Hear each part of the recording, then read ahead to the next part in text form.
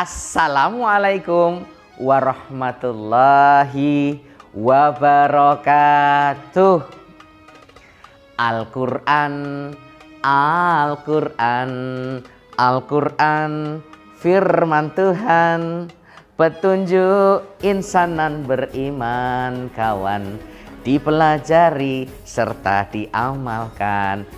Nah, adik-adik, siswa-siswi SD Muhammadiyah Karangkajen, Yogyakarta, berjumpa kembali dengan Kak Aris, pahlawan bertopeng. Mohon maaf, kali ini Kak Aris tidak pakai topeng, biar berbeda dari yang sebelumnya ya. Kali ini Kak Aris akan mengajak adik-adik untuk mencintai Al-Quran ya. Kenapa kita harus mencintai Al-Quran? Karena Al-Quran suatu saat nanti akan menjadi sahabat yang akan menolong kita. Ingin tidak? Tapi sebelumnya Kak Aris mau tanya, siapa yang cinta Al-Quran? Angkat tangan. Wah, semuanya cinta. Tapi bener nggak? Jangan-jangan cinta palsu nih. Soalnya kalau cinta beneran mesti harus kenal. Sudah kenal belum dengan Al-Quran? Wow, alhamdulillah pada bilang kenal. Tapi sejauh mana kita mengenal Al-Quran? Jangan-jangan kalau ditanya apa itu Al-Quran, jawabnya paling kompak kitab kita. Ya tidak salah sih, tetapi ternyata Al-Quran itu banyak nama yang akan membuat kita itu lebih mengenal. Contohnya, Al-Quran itu sebutannya itu Alkitab ya, atau bacaan. Siapa yang membaca Al-Quran, Allah berikan pahala ya, satu hurufnya saja dengan pahala 10 kebaikan. Bayangkan, itu di luar Ramadan loh ya. Kalau di dalam bulan Ramadan, Allah bisa kalikan sampai dengan 700 kali. Bayangkan berapa banyaknya. Rugi kalau kita tidak membaca Al-Quran, apalagi di bulan Ramadan. Yang berikutnya, Al-Quran adalah Al-Huda atau petunjuk. Banyak orang yang merasa hidupnya bingung ya, tetapi lupa bahwa Al-Quran itu bisa menunjukkan jalannya agar menjadi bahagia. Maka Al-Quran sebagai petunjuk. Yang ketiga, ya dihafalin loh ya. Yang ketiga, Al-Quran sebagai Al-Furqan. Apa itu? Pembeda, yaitu membedakan mana yang salah, mana yang benar, mana yang baik, mana yang buruk. Kalau kita biasa baca Quran, maka kita nanti akan bisa membedakan, oh ini salah, oh ini benar. Karena Al-Quran juga sebagai sumber hukum. Yang berikutnya, Al-Quran sebagai asyifa. Apa itu? Obat. Jadi kalau adik-adik merasa sedang gundah, bahasa kerennya galau ya, maka dekati Quran ya, dibaca dengan terjemahannya, nanti hati akan menjadi tenang. Bahkan adik-adik, tidak hanya masalah hati, ternyata ketika kita ya biasa membaca Al-Quran, tubuh ini bisa menjadi sehat. Loh, memangnya ilmiah Kak Aris? Ya, ternyata tubuh kita adik-adik diteliti 70% tubuh manusia itu adalah air. Ada sebuah penelitian, ada seorang ya dokter, profesor dokter Masaru Emoto. Nah, beliau dari Jepang meneliti tentang air. Ternyata air itu kalau dibacakan dengan sesuatu yang baik, apalagi bacaan Al-Quran, itu akan kristal-kristalnya itu akan membentuk. Wah, keren, bagus banget. Lu kok tahu? Karena dilihat pakai mikroskop. Wow, Ternyata ketika dibacakan yang baik-baik, apalagi Al-Quran, dia akan membentuk kristal yang super keren. Tetapi kebalikannya, kalau terbiasa dengan kata-kata yang jelek, ya, diberi kata-kata jelek, air itu dia akan hancur, bentuknya nggak karuan. Nah, itu sama dengan tubuh kita. Kalau tubuh kita sering kita mendengarkan bacaan Al-Quran, insya Allah menjadi sehat. Sel-selnya akan jadi baik.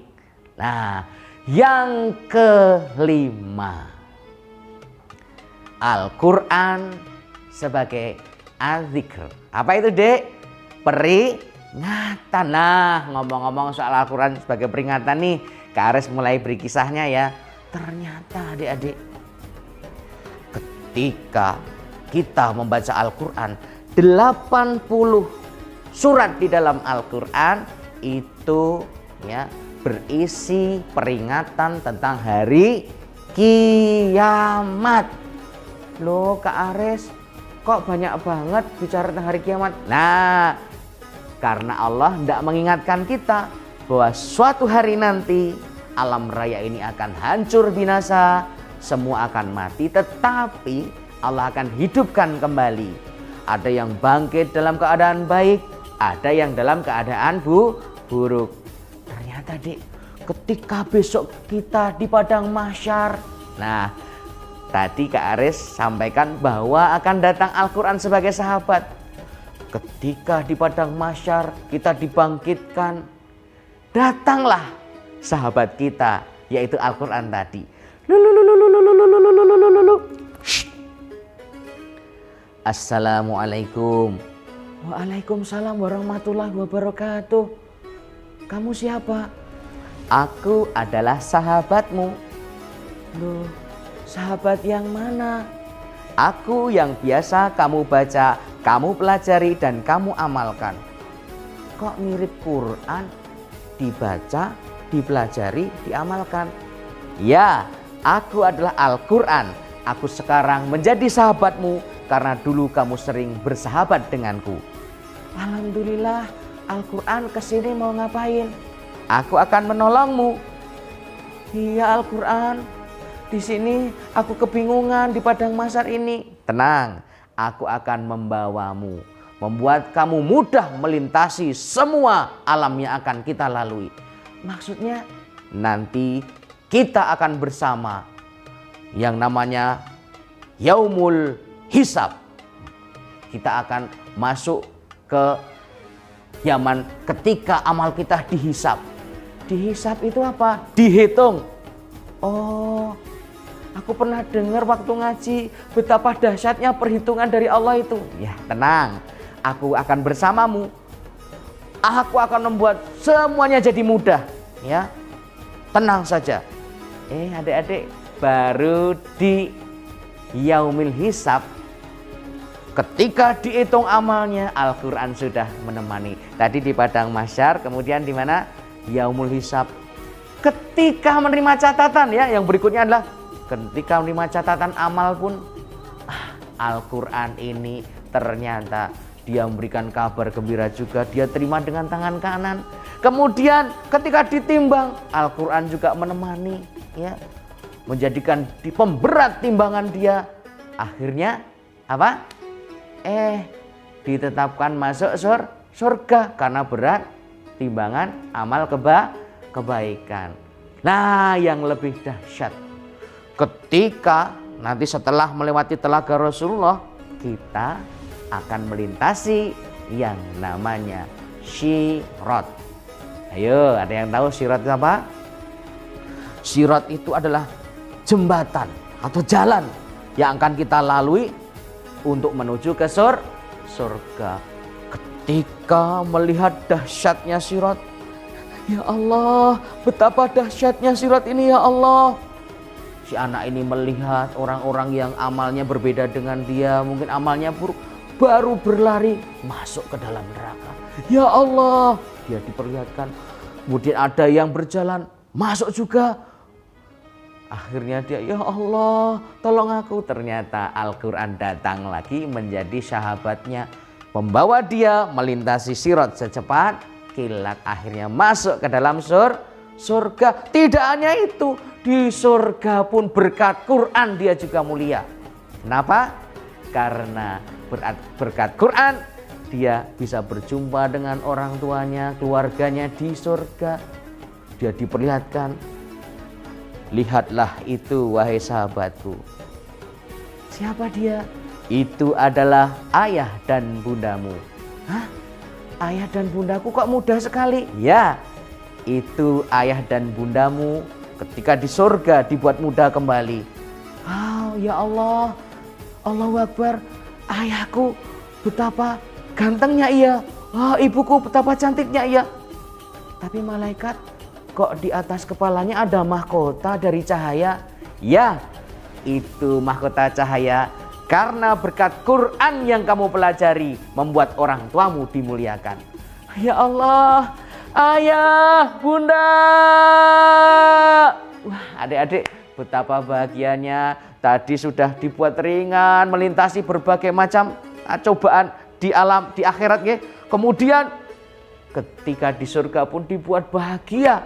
Maka rugi kalau kita tidak sungguh-sungguh dalam belajar Al-Quran. Ya, mumpung bulan Ramadan adik-adik, mari kita niatkan punya target ya di bulan Ramadan ini. Target bacaan Qurannya, target hafalannya.